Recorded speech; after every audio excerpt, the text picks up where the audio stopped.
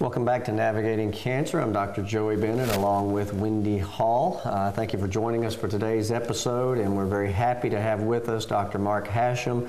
Dr. Hashim is a board-certified pain management specialist. Your office is in Beverly Hills. That's correct. But you also see patients, for those who may be down in Sugar Mill Woods or so, you see patients at an office in Hudson near Bayonet Point Hospital. Yeah, so two different locations. You're up here 3 days a week, down there 2 days a week, and Dr. Hashim's phone number and information will be on the screen several times during the show. In the first segment, we were talking about your approach to it, kind of things that you can do, how you look at it, medications, non-medications, but you've got some very interesting procedures that you can really do when you're targeting specific areas of pain. And I would love for you to kind of go into, say somebody's got a bad back or something that's going on, what's part of your workup, what tests do you get, and then what do you have to offer them?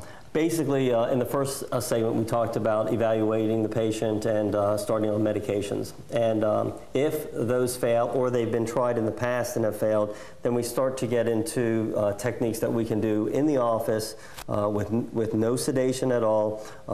Patient can drive themselves in and drive themselves home to try and control the pain. So we're going to look at different problems that people have in the neck or back. And basically, they're the same problems, so we can talk about the low back, but understand that it applies to the neck up here or the mid-back region. Basically, patients can suffer from a herniated disc in the low back that can come out and can actually impinge upon the nerve roots.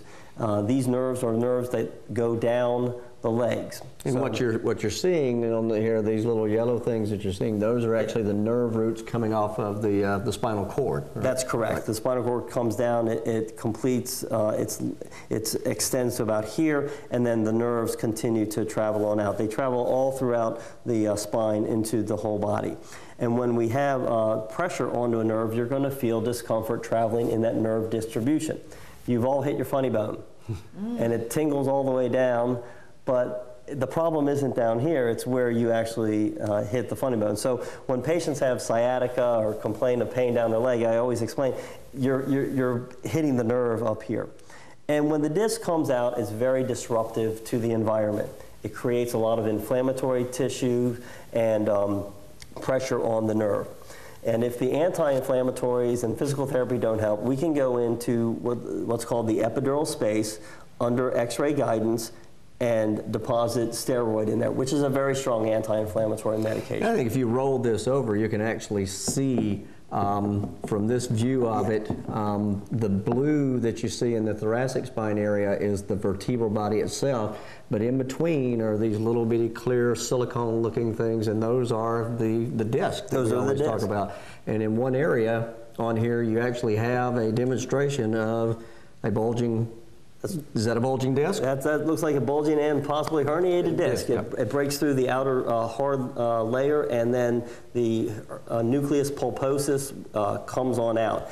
And that is very inflammatory to the tissue, and the body reacts by making swelling around the area. And just because you've got this bulging disc and you can see it and it's pushing on the nerve, it doesn't necessarily mean that you have to have surgery. That may end up being an option, but it's not necessary. That's right. A really good back surgeon, when they evaluate you, will always ask, what have you tried and failed, just like I do in the office. And if you haven't tried and failed epidurals, then it's something that you should do before you consider going into back surgery. And remember, we don't operate on the back for back pain. We operate on the back if we have these problems traveling down the legs, right, and we can't seem to get them better. So then how often would you have one of those, or is it sometimes a one-time thing to have that shot? Hopefully it's a one-time deal. You can do 3 of these, one every couple of weeks when you initially evaluate some people. I typically do 1, and if they're doing fine, I leave it alone. If it comes back at certain intervals, like every 3, 4, 5 months, then we go ahead and repeat the injection. And the whole point of having an MRI beforehand is to isolate the area, because understand under x-ray guidance, I can select the side I go to and select the level. So we can be very specific about the problem. So, I mean, MRI, I think, is, before MRIs, we tried to use CT scans and CT myelograms where you actually had to have stuff injected into the spine. MRIs, I think, have really revolutionized how good you are at what you do, and has also helped the surgeons, I think, to do much less invasive procedures. And so, talk about the MRI. I mean, a lot of people hate them. It sounds like monkeys banging on the wall. Yeah, I've actually had one myself, so I can totally empathize. It's loud, it's disruptive. I think you just need to close your eyes and put yourself in a better place and realize that it's only going to be 45 minutes and it's going to help all your physicians manage your problem. But it allows you, when you get a good quality MRI, and I'm a big proponent of closed MRIs. Yes. I don't like the open MRIs because I think the images you get are not very good. Not only could you have disc causing this pain, there are other causes of pain that can be going on there. Absolutely. We're always concerned about all these multiple joints we have back here, and these are called the facet joints. And just think of arthritis. It's arthritis of the spine.